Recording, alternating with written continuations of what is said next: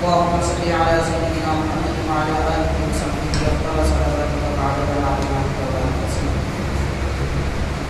محترم حاضرین اور سامعین، السلام علیکم ورحمۃ اللہ وبرکاتہ.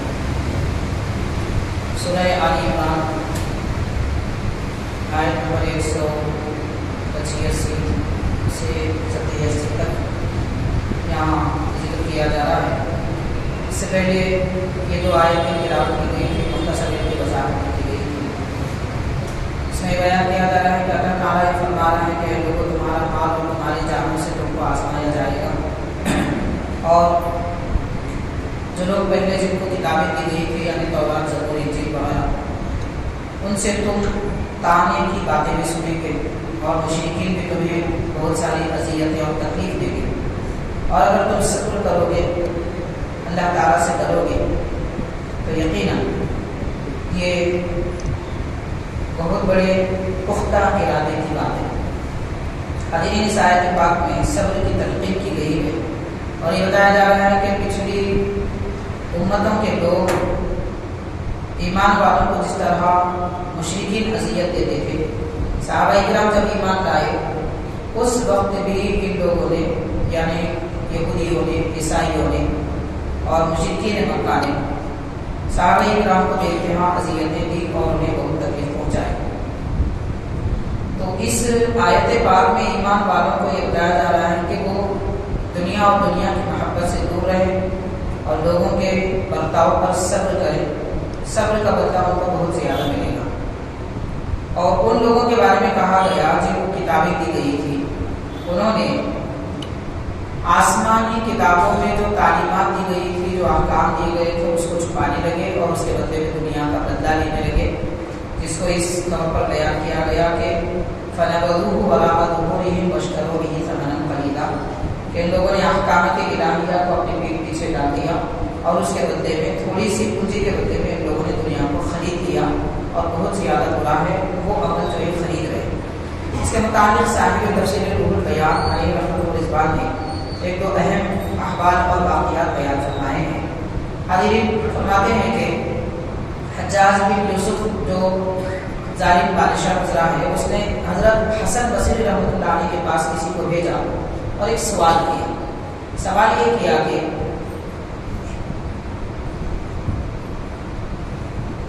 کہ آپ نفاق اور دوسری ایمان کی باتوں کو پہچاننے کے لیے کیا کرتے ہیں، اور میرے بارے میں آپ کے پاس جو بات بھی پہنچی ہے کہ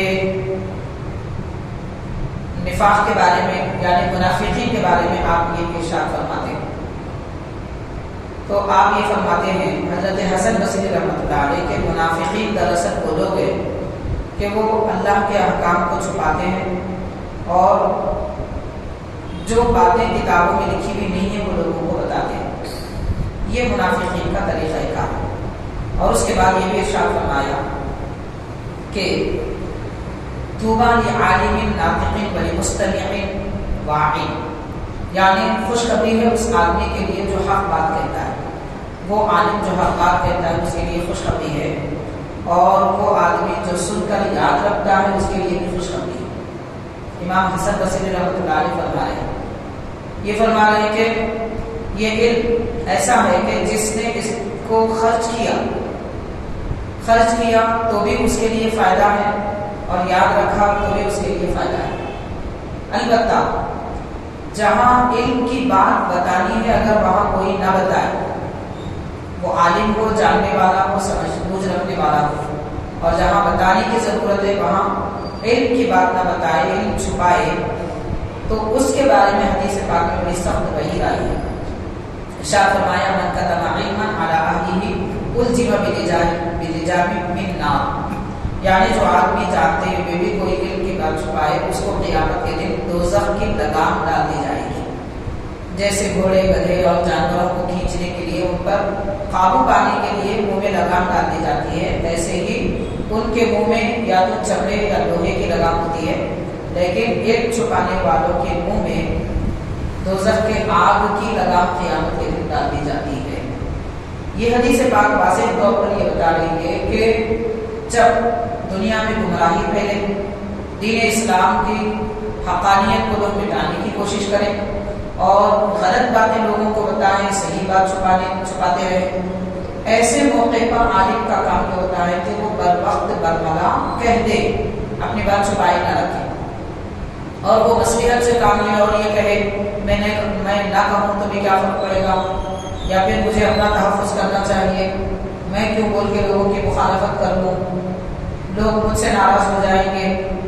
اس قسم کی اگر اس کے تصورات اور خیالات ہیں تو پھر وہ بھی ایسا شخص ہے جس کو دوزخ کی آگ کی لگام اس کے منہ میں ڈال دی جائے گی۔ حضرین، علم چھپانا کتنی بڑی وعید ہے اور کتنا بڑا گناہ ہے، اور علم ظاہر کرنا کتنی بڑی فضیلت ہے۔ اس کو جاننے کے لیے ایک بڑے بزرگ ہیں حضرت خواجہ فضیل رحمۃ اللہ علیہ، امام اعظم ابو حنیفہ رحمۃ اللہ علیہ کے شاگردوں میں اتباع تابعین میں شمار ہوتا ہے، بڑے اولیاء کرام میں سے ہے، اور کئی ایک اولیاء کرام کے سلسلے یہ حضرت سے ملتے ہیں۔ تو حضرت فضیل بن ایاز رحمۃ اللہ علیہ فرماتے ہیں اگر علم والے اپنے آپ کی عزت کرتے، خود کو باعزت بناتے علم والے، اور وہ دین کی حفاظت کے لیے خود کو قربان کر دیتے اور علم کی عزت کرتے، پھر اس کی حفاظت کرتے، تو اللہ تبارک و تعالیٰ ان کو ایسا درجہ عطا فرمائے گا کہ دنیا میں لوگوں سے چاہنے پر بھی انہیں وہ مقام کو درجہ نہیں ملے گا۔ علم ہے تو علم کی حفاظت کی جائے، دین کی حفاظت کی جائے، اور دین اور علم کی حفاظت کرنا ہی ان کے لیے خود کی حفاظت کرنے کے برابر ہے۔ اور یہ بھی ارشاد فرمایا لَخَضَعَتْ لَهُمْ رِقَابُ الْجَبَابِرَةِ، دنیا میں ظالم بادشاہ بھی ہو تو ان کے سامنے وہ اپنا سر جھکا دیتا ہے، جو علم دین کی حفاظت کرنے والے ہوتے ہیں، یعنی حق بات لوگوں کو بتاتے ہیں اور پہنچاتے ہیں۔ حضرین کرام، دنیا کی خاطر لوگ اپنا دین فروخت کر دیتے ہیں، جیسے بات یہاں صرف عالم دین یا پھر جاننے والوں کی نہیں ہے، عوام الناس کا بھی آج کل یہی حال ہو چکا ہے۔ آپ غور کیجیے، اگر کوئی غلط عقیدہ اور گمراہ فرقے کے لوگ اعلان کر دیں کہ آپ ہمارے پاس آئیے، ہمارے پاس علم سیکھیے، ہم آپ کی ضرورتیں پوری کریں گے، کاروبار سے لگا دیں گے، آپ کو کہیں جاب سے لگا دیں گے، یا پھر آپ کو یہ کتنے پیسے دے دیں گے، یہ معاملات لوگوں میں چلتے رہتے ہیں، تو اپنے دولت اور پیسوں کی خاطر اور غربت سے دور جانے کے لیے اپنا ایمان بھی بیچ دیتے ہیں اور غلط عقیدے اختیار کر لیتے ہیں۔ تو یہ کتنا بڑا گناہ ہے، اور کس طریقے سے ان کا ایمان ان کے پاس محفوظ رہ سکتا ہے، صرف دنیا کی خاطر، جبکہ دنیا کیا ہے اس کو ہم اس انداز میں سمجھ سکتے ہیں۔ ایک بڑے سابقہ زمانے میں بادشاہ گزرے ہیں ذوالقرنین ان کا نام، جن کا ذکر قرآن مجید میں بھی، یہ نیک اور پارساں عبادت گزار بادشاہ تھے، عدل و انصاف کرنے والے تھے، اور یاجوج اور ماجوج کے اطراف میں جو دیوار بنائی تھی پہاڑوں کے درمیان میں تاکہ وہ قوم کی طرف نہ آئے، اس قوم کو مسلمان قوم سے بچانے کے لیے، انسانوں کو بچانے کے لیے جو دیوار بنائی تھی وہ بھی ذوالقرنین، ان کا ذکر انشاءاللہ تعالیٰ 17ویں پارے میں آئے گا۔ تو میرا حضرت ذوالقرنین کے متعلق بیان کیا جاتا ہے کہ آپ کا گزر ایک ایسی قوم کے پاس ہوا کہ وہ آبادی چھوڑ کر دنیا ترک کر کے آبادی سے دور اپنے مکانات بنا لیے تھے، اور ان کے پاس اگر کسی کا انتقال ہو جاتا تو وہ قبرستان میں کہیں دور لے جا کر لوگوں کو نہیں دفناتے تھے، بلکہ انہوں نے اپنے گھروں کے سامنے ایک مقام بنا دیا تھا جہاں پہ لوگوں کی تدفین کر لیتے تھے، اور پھر وہ لوگ اپنے گھر کے قریب ہی زمین میں کھیتی وغیرہ کیا کرتے تھے، جیسے ترکاری وغیرہ ہوتی، سبزی ہوتی، اس قسم کے درخت اگاتے اور وہی کھا لیتے، اسی کو بنا لیتے، وہی کھا لیتے، یعنی کوئی کاروبار نہیں کرتے، دکانداری کا معاملہ نہیں تھا، تجارت کرنے کے لیے ایک مقام سے دوسرے مقام پر نہیں جاتے تھے، جو وہاں ان کو زمین سے مل جاتا اسی پر اپنا گزارا کر لیتے تھے، پھر باقی سارا وقت عبادت میں گزارتے تھے۔ تو حضرت ذوالقرنین کا وہاں سے گزر ہوا، انہوں نے ان لوگوں سے پوچھا کہ ما سبب قلت الذهب والفضة عندكم، کیا بات ہے کہ تمہارے پاس نہ سونا ہے نہ چاندی ہے، اور نہ ہی تم سونا چاندی پانے کی، اسے حاصل کرنے کی کوشش کرتے ہو، نہ کاروبار کرتے ہو، جو چیز زمین سے مل جاتی ہے اس پر گزارا کر دیتے ہو، اس کی کیا وجہ ہے؟ تو انہوں نے کہا لیس للدنیا طالب عندنا، کہ ہمارے پاس کوئی بھی دنیا کا طلبگار نہیں ہے تو ہمیں سونے چاندی کی کیا ضرورت ہے۔ جن کو دنیا کی طلب ہوتی ہے ان کو سونا چاندی کی ضرورت ہوتی ہے۔ ہمارے پاس کوئی ایک بھی ایسا آدمی نہیں ہے جس کو دنیا اور دنیا طلب ہی چاہیے، اس لیے کوئی دنیا طلب نہیں کرتا۔ کیوں نہیں طلب کرتا؟ اس کی وجہ بھی وہ قوم بتا رہی ہے کہ لِأَنَّهَا لَا تُشْبِعُ أَحَدًا، کیونکہ دنیا میں آج تک کبھی کسی کا پیٹ نہیں بھرا ہے۔ لوگ دنیا کے پیچھے تو دوڑتے ہیں مگر دنیا نے کبھی کسی کی خواہش پوری نہیں کی۔ خواہشیں پوری ہوتی ہیں تو اور خواہشیں بڑھ جاتی ہیں۔ آج تک کسی نے بس نہیں کہا، یہ دنیا کی خاصیت ہے۔ تو جس چیز کا شوق اور جس کی خواہش کبھی ختم نہیں ہوتی، ہم اس کے پیچھے کیوں پڑے؟ اس لیے ہم دنیا کے طلبگار نہیں ہیں۔ اور پھر کہتے ہیں ہم نے ہمارے انتقال کیے ہوئے لوگوں کی قبریں قریب میں اس لیے رکھے ہیں تاکہ ہم ان کو روزانہ دیکھتے رہیں اور اپنی موت یاد کرتے رہیں۔ بار بار قبروں کو دیکھتے رہیں گے تو موت یاد آئے گی، تو ہم کو اپنی موت یاد کرنے کے لیے ہم نے ان کو اپنے قریب میں دفن کیا۔ اور جو آدمی موت کو نہیں بھولتا وہ پرہیزگار رہتا ہے۔ اس کے بعد اس قبیلے میں سے ایک شخص نے جو بڑے وہاں کے سردار تھے، انہوں نے ایک انسان کی کھوپڑی نکالی۔ ذوالقرنین میں چونکہ بادشاہ تھے اور یہ ایسے بادشاہ تھے کہ انہوں نے آدھی دنیا فتح کی تھی، آدھی دنیا تقریباً فتح کی تھی، زمین کے کنارے تک پہنچ گئے تھے۔ اس زمانے میں یعنی غالباً حضرت عیسیٰ علیہ السلام سے پہلے کے دور میں زمین کے انتہا تک کوئی شخص پہنچا نہیں تھا۔ یہ حضرت ذوالقرنین کہ انہوں نے اتنا سفر کیا تھا اور اتنی حکومت ان کی بڑھائی تھی، تو بادشاہ تھے لیکن نیک تھے، پرہیزگار تھے۔ قبیلے کے اس شخص نے کہا، ایک انسان کی کھوپڑی نکالی اور کہا کہ دیکھو یہ آدمی ہے، یہ بھی تمہاری طرح ایک زمانے میں بادشاہ تھا، لیکن یہ اپنی رعایت میں ظلم کرتا تھا اور ان کے مال و دولت چھین لیتا تھا اور ختم ہونے والی دنیا کو اپنے قبضے میں رکھا تھا، گناہوں پر گناہ کیا کرتا تھا۔ آخر میں ہوا کیا کہ یہ دنیا سے چلا گیا، فنا ہو گیا۔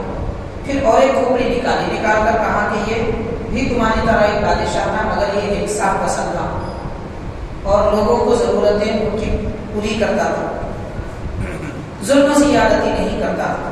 اس کے بعد کہا کہ اے ذوالقرنین تم کیا چاہتے ہو؟ تمہاری کھوپڑی اس بادشاہ کے جیسی بنے جو ظالم تھا، یا تم ایسی کھوپڑی چاہتے ہو جو عادل اور انصاف پسند ہے؟ یہ سن کر حضرت ذوالقرنین کو رونا آیا، آنکھوں سے آنسو بہنے لگے۔ انہوں نے کہا تمہاری صحبت میں میں تھوڑی دیر رہا تو اتنی بڑی نصیحت آپ نے کی کہ میرے آنکھوں سے آنسو جاری ہو گئے۔ میں چاہتا ہوں کہ آپ میرے ساتھ رہ جائیں، میں جہاں جہاں جاتا ہوں آپ بھی میرے ساتھ رہیں، مجھے نصیحتیں کرتے رہیں، جس کی وجہ سے میں نیک رہوں گا، اور کسی قسم کی مجھ سے غلطی ہو جائے تو آپ مجھے متنبہ کر دیں۔ اس کے بدلے میں آپ کو جہاں جہاں مجھے کامیابی ملے گی، فتح حاصل ہوگی، جو شہر جو ریاست پہ میں قبضہ کروں گا وہ آدھی آپ کو دے دوں گا۔ بس اتنی بات ہے کہ آپ میرے ساتھ رہ کر مجھے نصیحت کیجیے۔ تو انہوں نے کہا، جو اس قوم کے بادشاہ تھے، انہوں نے فرمایا کہ میں اس مصیبت سے بچنے کے لیے تو یہاں آبادی سے دور آ بیٹھا ہوں، اور تم مجھے پھر وہی مشورہ دے رہے ہو کہ تم میرے ان کے ساتھ تمہارے ساتھ رہ کر دنیا کماؤ۔ پھر اس کے بعد یہ کہا کہ یاد رکھو دنیا میں بے شمار تمہارے دشمن ہیں، اور یہ جو دشمن ہیں تمہارے، ان کی دشمنی مال کی وجہ سے ہے، سلطنت کی وجہ سے، بادشاہت کی وجہ سے اور مال کی وجہ سے، اور دنیا میں عموماً دشمنی ہوتی بھی اس وجہ سے، لوگ ایک دوسرے سے لڑتے جھگڑتے ہیں، تو اس کی وجہ کیا ہے؟ حکومت اور دولت۔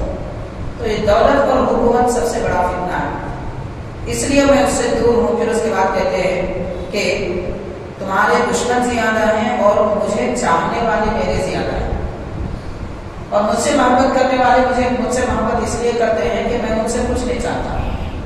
قناعت یہ بڑی دولت ہے، تمہارے پاس دولت دشمنی کا سبب ہے اور میرے پاس قناعت دوستی کا سبب ہے۔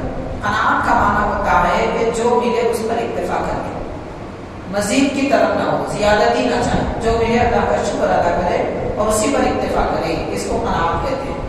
تو جیسے یہ زندگی لوگ گزار رہے تھے، حاضرین کرام، یہ 2-3 حالات اور واقعات سے ساری بات کا خلاصہ یہ نکلتا ہے کہ دنیاوی دولت کی خاطر آدمی کو دنیا میں پھنسنا اور دین سے دور رہنا جائز نہیں ہے، تو پھر یہ کیسے جائز ہو سکتا ہے کہ وہ دین کو ہی بدل دے اور دنیا کی خاطر اور دنیا طلبی کی خاطر عقیدے بدل دے، اعمال بدل دے، لوگوں سے مفاہمت کر لے۔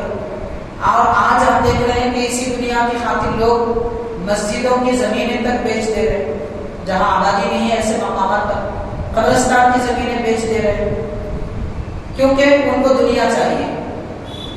دین اسلام کے مسائل کہ کیا جائز ہے کیا ناجائز ہے اسے کوئی مطلب نہیں، حرام اور حلال کی تمیز نہیں، تو دنیا جب کسی کے دل میں آ جاتی ہے تو اسے اندھا کر دیتی ہے۔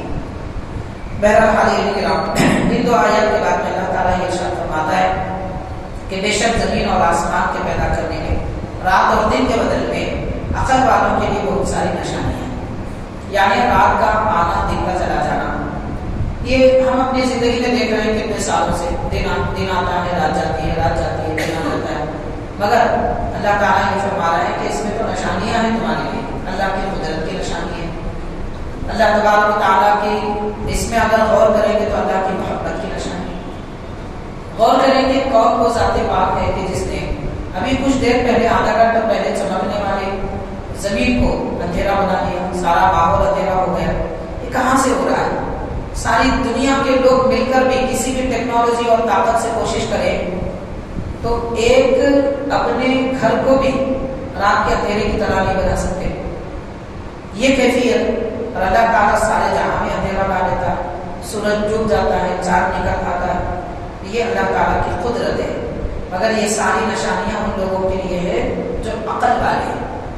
پتا چلا کہ عقل ہو تو آدمی کو اللہ تعالیٰ کی قدرت سمجھ میں آتی ہے، عقل نہیں ہے تو پھر کچھ سمجھ میں نہیں آتا۔ پھر ارشاد فرمایا کون ہے وہ عقل والے جن کو اللہ تعالیٰ کی قدرت معلوم ہوتی ہے، سمجھ میں آتی ہے۔ حاضرین کرام، اس قدرت کو اگر جاننا ہے تو کم از کم مہینے میں 1 مرتبہ تو آبادی سے دور جانا چاہیے اور وہاں 1 دن گزارنا چاہیے، اور وہ اللہ کی عبادت میں گزارے، ذکر میں گزارے، تلاوت میں گزارے۔ پھر دیکھیں کہ خاموشی کے ماحول میں جہاں انسان نہیں ہے، لوگ نہیں ہیں، ایسے ماحول میں دن کا کیا لطف رہتا ہے، رات کا کیا لطف رہتا ہے۔ رات میں کیسے قدرت اللہ تعالیٰ کی ظاہر ہوتی ہے اور کتنی مخلوقات زمین پر نکل آ جاتی ہیں، کیسی کیسی آوازیں آتی ہیں۔ یہ ساری آوازوں کا خالق کون ہے؟ کون پیدا کرتا ہے؟ ایک کیڑے میں، کہیں کیڑے میں روشنی پائی جاتی ہے تو کہیں آواز، کسی کیڑے سے انس ہے تو کسی جانور سے نفرت، اور پھر سناٹا جو انسان کے دل میں ایک ہیبت تاری کر دیتا ہے، یہ رات کا منظر ہوتا ہے۔ مگر یہی ہیبت بندہ اگر عبادت میں گزارے تو محبت میں بدل جاتی ہے۔ دن کا ماحول کیا ہوتا ہے؟ سورج نکلنے سے پہلے کیسا سما بن جاتا ہے، شام میں کیسا ماحول ہوتا ہے۔ یہ اللہ کی قدرت ہے، اس کو دیکھنا چاہیے مسلمان، پتا چلے گا، اللہ تعالیٰ کی محبت بڑھے گی۔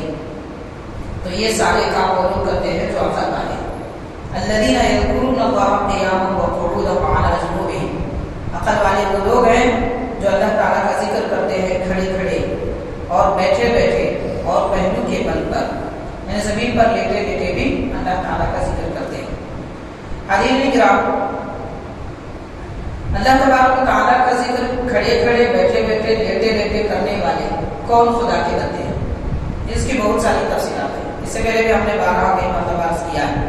حضرت ابراہیم بن ادھم رحمۃ اللہ علیہ رات میں ایک مسجد میں نماز عشاء کے بعد لیٹ گئے، دوسرے اور ایک بزرگ بھی تھے، وہ رات بھر قرآن نماز پڑھتے رہے۔ ابراہیم بن ادھم رحمۃ اللہ علیہ نماز فجر کی جب اذان ہوئی اپنے بستر سے اٹھے، جہاں لیٹے تھے وہاں سے اٹھے اور فوراً فجر کی سنت ادا کرنے کے لیے رکعت ڈالی۔ انہوں نے نماز مکمل کر لی تو یہ جو دوسرے بزرگ تھے وہ کہنے لگے کہ میں رات بھر پڑھتا رہا، تلاوت کرتا رہا اور آپ سوتے رہے، آپ اٹھے فجر میں اور نماز بھی نہیں، وضو بھی نہیں کیا اور نماز کے لیے رکعت ڈالی، تو آپ یہ کس طرح بے وضو نماز پڑھ سکتے ہیں؟ حضرت ابراہیم بن ادھم رحمۃ اللہ علیہ نے فرمایا کہ میں سو نہیں رہا تھا بلکہ میں قرآن مجید کے رب کے حکم پر عمل کر رہا تھا۔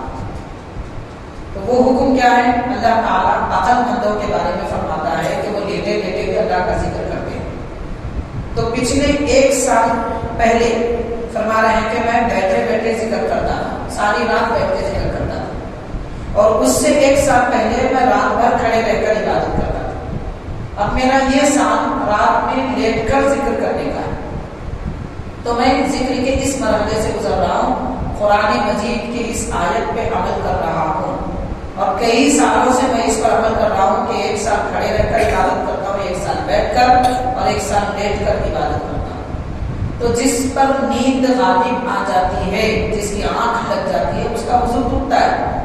میں تو سویا ہی نہیں، میں صرف لیٹا ہوا تھا، تو میرا وضو کیسے ٹوٹے گا؟ اس لیے میں نے سنت کے لیے رکعت بات لی۔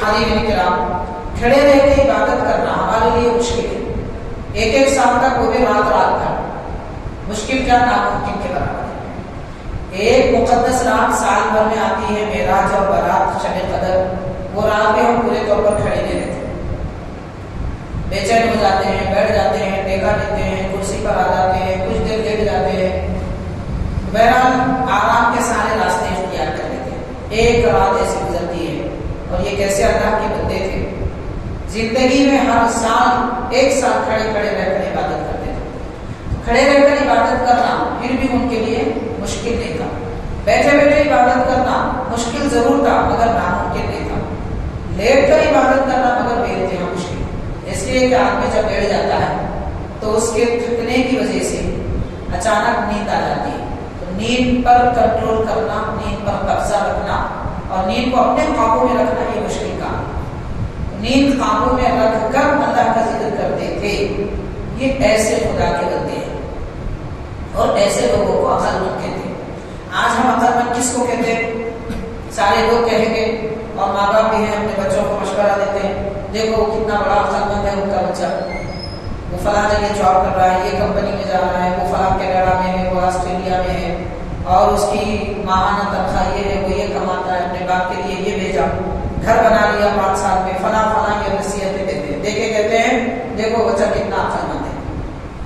عقل مند وہ نہیں ہے جو کاروبار میں ہوشیار ہو، اور عقل مند وہ نہیں ہے جو دنیا داری میں ہوشیار ہو، عقل مند وہ ہے جو اپنی آخرت کے بارے میں ہوشیار ہو۔ اور آخرت کے بارے میں ہوشیار جو لوگ ہوتے ہیں وہ اپنی رات، اپنا دن رب کی عبادت اور ذکر میں گزارتے ہیں۔ قرآن مجید کہہ رہا ہے جو اللہ کا ذکر کھڑے کھڑے کرتے ہیں وہ عقل مند ہے، بیٹھے بیٹھے کرتے ہیں وہ عقل مند ہے، لیٹے لیٹے کرتے ہیں وہ بھی عقل مند ہے۔ تو ہم کو وہ عقل مندی چاہیے جس کو رب نے عقل مند کہا، وہ نہیں چاہیے جس کو دنیا میں لوگ عقل مند کہتے ہیں۔ حاضرین کرام، اگر واقعتاً دنیا کمانا اور بڑی بڑی کمپنیوں کا مالک بن جانا بڑی عقل مندی ہے، تو افسوس کی بات ہے کہ ان عقل مندوں کو آج تک یہ نہیں سمجھ میں آیا کہ خالق رب مالک ایک ہے، وہ اپنے مالک کو نہیں پہچان سکے۔ کوئی 1000، کوئی 100، کوئی 1 لاکھ کو خدا سمجھتا ہے۔ تیز بارش ہوئی تو اس کی پوجا کرتے، چوہا کاٹنے لگے تو اس کو خدا بنا لیتے، بیل مارنے کو آئے تو اس کو خدا بنا لیتے ہیں۔ یہ عقل مند ہے؟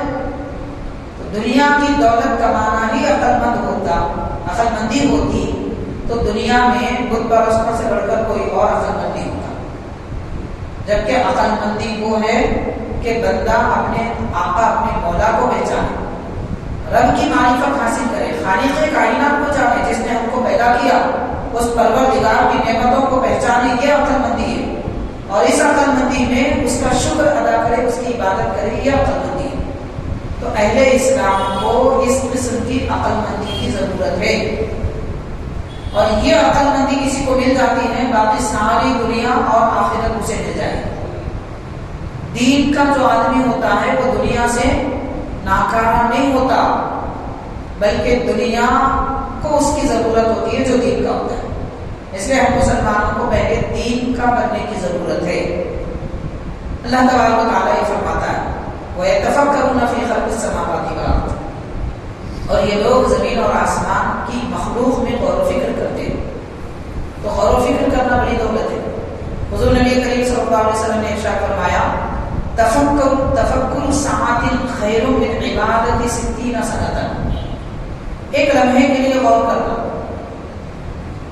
کرنا مثال کے طور پر کیا شان ہے پروردگار کی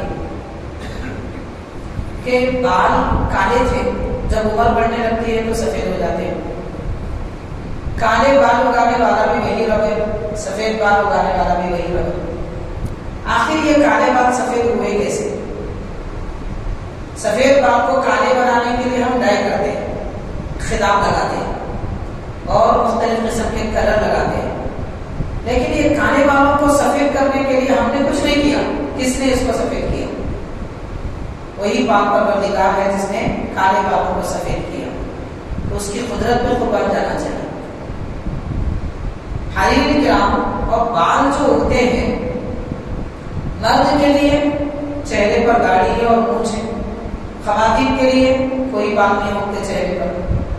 انسان وہ بھی انسان ہے، یہ بھی انسان ہے. اس کا بھی چہرہ ہے، اس کا بھی چہرہ ہے، اس کے بھی ہونٹ ہے، اس کے بھی گال ہے. لیکن کیا بات ہے کہ وہاں بال نہیں ہوتے اور یہاں بال ہوتے. غور کرنے کے لیے ہزاروں جہانیں ایک انسان ہی نہیں ہے. اسی لیے اللہ تعالیٰ نے ارشاد فرمایا کہ تم آسمان کے کناروں پر بھی غور کرو اور اپنے آپ میں بھی غور کرو. اپنے آپ میں بھی غور کرو تو اپنے آپ میں خود غور کریں گے. جیسا کہ بعض محققین نے لکھا ہے انسان کے جسم میں اتنی رگ چھوٹی بڑی اتنی رگیں ہیں، اگر ان کو پھیلا دیا جائے تو ساری زمین کافی نہیں ہوگی. ساری زمین کافی نہیں ہوگی، اتنی رگوں کی دنیا ہے ہمارے جسم. اس لیے آپ سنے ہوں گے اگر کسی کو کوئی آپریشن کرنا ہے تو ڈاکٹر کہتے ہیں کہ یہاں بڑا مشکل مسئلہ ہے، یہاں رگیں بہت زیادہ ہے، نہیں کر سکتے. کیونکہ ایک رگ کٹ جائے تو جان سے جانے کا امکان ہوتا ہے. پھر اللہ تبارک و تعالیٰ نے کیسے پیدا کیا اور پھر یہ بھی علماء کرام نے لکھا ہے کہ انسان عالم صغیر ہے اور یہ دنیا عالم کبیر ہے. ساری دنیا بڑا عالم ہے اور ہر دنیا کی ہر چیز ہمارے جسم پہ. اس کو کہتے ہیں برزخ. ہمارے جسم کی جو کیفیت ہے یہ برزخ ہے. اس میں عرش کا مرکز بھی ہے، عرش الہی کا مرکز بھی ہے، آسمان بھی ہے، زمین بھی ہے، درخت بھی ہے، اس کی ٹہنیاں بھی ہے، اس کے پتے بھی ہیں. سارے حیوانات دنیا میں جتنی مخلوقات ہیں سب کے سب ہمارے اندر ہے. وہ عالم کبیر ہے اور یہ عالم صغیر ہے. اس لیے اس میں غور کرنا چاہیے. تو بہرحال جو لوگ اللہ تعالیٰ کی مخلوق میں غور کرتے ہیں وہ عقل مند ہوتے ہیں، تو ہم کو غور بھی کرنا چاہیے. حضرات کرام، غور کرنے کے لیے قرآن مجید میں ایسی کئی مثالیں ہم کو ملتی ہیں. سورہ نحل میں اللہ تعالیٰ نے یہ ارشاد فرمایا کہ وہی پاک پروردگار ہے جس نے شہد کی مکھی کو اشارہ دیا، حکم دیا کہ تو باغوں کے پھولوں کا رس چوس لے اور پہاڑ کی چوٹیوں پر چلی جا. مکھی کو کس نے سکھایا کہ یہاں رس چوسنا ہے اور یہ پھول کا لینا ہے، یہ پھول کا نہیں لینا ہے؟ زہریلے پھول کا رس مکھی کبھی نہیں لیتی، کبھی زہریلے پھول کو نہیں چوستی، کیونکہ شہد میں شفا ہے، اس میں زہر نہیں آ سکتا. کس نے سکھایا مکھی کو یہ زہریلا ہے؟ چلیے جانے دیجیے. جب سانپ اور منگوس کی لڑائی ہوتی ہے اور منگوس سانپ کو مار دیتا ہے فوراً دوڑتا ہے، دوڑ کے ایک خاص جڑی بوٹی ہوتی ہے، ایک درخت ہوتا ہے، جا کے اس کی جڑ کو کھا لیتا ہے. سانپ کا اثر نہیں ہوتا. اس کو کس نے بتایا کہ سانپ کا زہر ختم کرنے کے لیے جڑی بوٹی استعمال کی جاتی ہے؟ مکھی کو کس نے سکھایا کہ پھولوں سے پھولوں کا رس نکال کر ایک اس کے چھتے میں جمع کرنا ہوگا اور وہ بلندیوں پر رکھا جائے؟ قرآن مجید کہتا ہے. اور یہی قرآن پاک میں سورہ نحل میں یہ بھی آتا ہے. اللہ تبارک و تعالیٰ کی یہ قدرت ہے کہ اس نے جانوروں کے تھن سے دودھ نکالا. یہ جو حیوانات ہیں، گائے، بکری، اونٹ وغیرہ، ان کے تھن سے دودھ نکلتا ہے. یہ دودھ کہاں سے آتا ہے؟ قرآن مجید کہتا ہے من بین فرث ودم لبنا خالصا سائغا للشاربین. ایک طرف گندگی ہے، نجاست، یعنی جانور جو کچھ کھا لیتا ہے اس کی گندگی، دوسری طرف خون ہے، خون اور یہ نجاست کے درمیان سے دودھ آتا ہے۔ آپ غور کیجیے، اگر سیب کے بازو آپ بوتل رکھے پانی کا، 2 گھنٹے کے بعد سیب کی وہ پانی میں آتی ہے، بالکل آتی ہے، لیکن اللہ کی قدرت دیکھیے کہ خون اور نجاست کے بازو سے دودھ لا رہا ہے، مگر نہ خون کا اثر نہ نجاست کی بو، خالص دودھ۔ کیسی قدرت ہے پروردگار! کب ہم نے غور کیا ان چیزوں پر؟ ہم کو غور کرنے کے لیے فوج چاہیے، غور کرنے کے لیے دنیا کی سیاست چاہیے، اور غور و فکر کرنے کے لیے رشتہ داروں میں دراڑیں ڈالنے کے لیے، دوستوں کو دشمن بنانے کے لیے چال بازیاں چاہیے کہ کون کتنا بڑا ہوشیار ہے، یہ دیکھو اس کو لڑا دیا، یہاں سے اس کے پیسے توڑ لیا، وہاں سے اس کو برا کہہ دیا۔ یہ ہوشیاریاں، ہمارا دماغ سارا انہیں بیکار کاموں میں لگا ہوا ہے۔ قدرت الہی پہ غور کرنا چاہیے۔ تو جو لوگ عقل مند ہوتے ہیں، قرآن مجید کہہ رہا ہے کہ وہ اللہ کی مخلوق میں غور و فکر کرتے ہیں، اور سب سمجھ میں آنے کے بعد کیا کہتے ہیں؟ ربنا ما خلقت هذا باطلا، اے پروردگار تو نے اس چیز کو بیکار نہیں کیا، کسی چیز کو اللہ تعالیٰ نے بیکار پیدا نہیں کیا۔ مچھر کا پر یہ بھی کام کا ہوتا ہے۔ اب کیا کیا کام ہوتا ہے وہ قدرت کے عجائب جاننے والوں کو اس کا علم ہوتا ہے۔ تو مچھر کا پر بھی بیکار نہیں ہوتا، اللہ تعالیٰ ہے پروردگار تو نے کسی چیز کو بیکار نہیں کیا۔ ایک بزرگ کے بارے میں آتا ہے، بہت دیر تک دیوار پر چھپکلی کو دیکھتے، بہت دیر تک دیکھتے رہے۔ امام غزالی رحمۃ اللہ علیہ نے لکھا ہے، اس کے بعد اللہ کے دربار میں عرض کی کہ پروردگار کتنی دیر سے میں دیکھ رہا ہوں یہ چھپکلی، یہ کیا کام میں آنے والی ہے، اس کو کیوں پیدا کیا؟ تو اللہ تبارک و تعالیٰ نے فرمایا کہ میرے بندے، یہ چھپکلی کہہ رہی ہے آپ نے ایک بار پوچھا، اس نے اب تک 70 بار پوچھ لیا کہ اللہ یہ انسان کو کیوں بنایا؟ تو آپ غور کریے، ہم سمجھ رہے ہیں ہم ہی سب سے اچھے، لیکن ہم کو دیکھ کر تو چھپکلی بھی افسوس کرتی ہے کہ یہ بیچارہ کیوں بنا۔ لیکن حقیقت تو یہ ہے کہ اشرف المخلوقات انسان ہے۔ حیوانات کو کیا معلوم کہ ہمارے پیدا کرنے کا راز کیا ہے، رب نے ہم کو کیوں پیدا کیا؟ ہم خود نہیں جانتے تو ان کو کیا پتا چلے گا۔ اسی لیے باضابطہ ایک روایت میں آتا ہے کہ جس نے خود کو پہچانا اس نے خدا کو پہچانا۔ تو اپنے آپ کی پہچان ہونی چاہیے، رب تبارک و تعالیٰ نے کیسی عظیم قدرت ہمارے اندر رکھی اور کیسی نعمتوں کے ساتھ ہم کو پیدا فرمایا ہے۔ بہرحال دنیا میں کوئی چیز باطل اور بیکار نہیں ہے۔ سبحانک، تیری ذات بڑی پاک ہے۔ فقینا عذاب النار، اے پروردگار ہم کو دوزخ کے عذاب سے بچا۔ یعنی ساری مخلوقات پر غور کرنے کے بعد بھی زبان پر نکلے تو یہ نکلے کہ اللہ دوزخ سے بچا۔ کیوں؟ اس لیے کہ حاضرین، دوزخ گناہ گاروں کا ٹھکانہ ہے اور جنت نیک لوگوں کا ٹھکانہ ہے۔ دوزخ میں اللہ تعالیٰ کی طرف سے لعنت ملتی ہے، جنت میں اللہ تعالیٰ کی طرف سے رحمت ملتی ہے۔ تو دوزخ سے پناہ مانگنا کوئی معمولی کام نہیں ہے، یہ بہت بڑا کام ہے۔ لوگ سمجھتے ہیں ہم دوزخ سے کیا پناہ مانگیں، دوزخ سے پناہ نہیں مانگیں گے تو پھر دوزخ میں ہی جائیں گے، کیونکہ اللہ تعالیٰ خود فرماتا ہے تو پناہ مانگو میرے عذاب سے، پناہ مانگو دوزخ سے، پناہ مانگو لعنت سے، بلکہ اللہ کی رحمت میں آؤ، اللہ کی قربت میں آؤ، اس کی محبت میں آؤ۔ اور تو رب تبارک و تعالیٰ کی محبت، رحمت، یہ سب کچھ جنت میں ملتے ہیں، اسی لیے جنت کی طلبگاری ہونی چاہیے۔ بہرحال یہ چند آیتوں کے ساتھ قرآن مجید کی آج ہمارا درس اختتام کو آتا ہے۔ اللہ تعالیٰ ہم سب کو قرآن پاک سمجھنے کی توفیق عطا فرمائے، اس کے معانی و مفاہیم کو ہمارے دلوں میں اتار دے، ہمارا شمار ان نیک بندوں میں فرما دے جو قدرت الہی میں غور و فکر کرتے ہیں اور اس کا ذکر کرتے ہیں، اس کی عبادت کرتے ہیں۔ صلی اللہ تعالیٰ وسلم